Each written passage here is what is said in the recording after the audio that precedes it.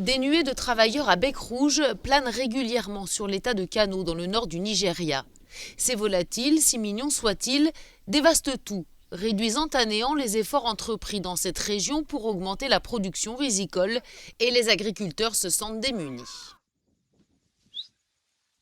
Le Kano occidental produit à lui seul 500 000 kg de riz par an, mais les 3/4 sont consommés par les oiseaux. Nos agriculteurs empruntent de l'argent à la banque et après avoir emprunté, ils ont l'intention de rembourser, mais avec les intérêts. Or, cette situation est un obstacle en termes de remboursement et maintenant nous croulons sous les prêts.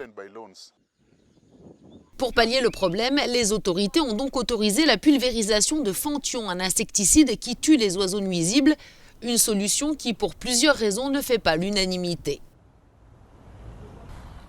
Premièrement, il est regrettable que cette espèce soit considérée comme un parasite par notre législation.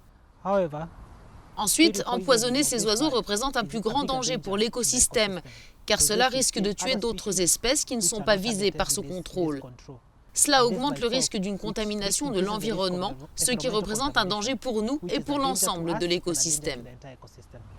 Pour Paul Gachérou, le gouvernement a simplement opté pour une solution rapide. Il aimerait qu'une réflexion plus approfondie soit initiée afin que chacun y trouve son compte, des oiseaux aux agriculteurs en passant par l'écosystème dans son ensemble.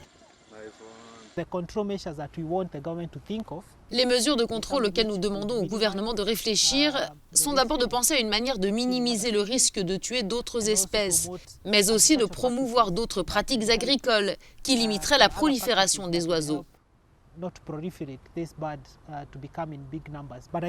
Je pense que l'on peut améliorer les systèmes agricoles et aider à contrôler ce volatile, car la pulvérisation n'est pas le bon moyen pour le faire. Selon l'Organisation des Nations Unies pour l'alimentation et l'agriculture, un seul travailleur à bec rouge peut manger jusqu'à 10 grammes de céréales en une journée.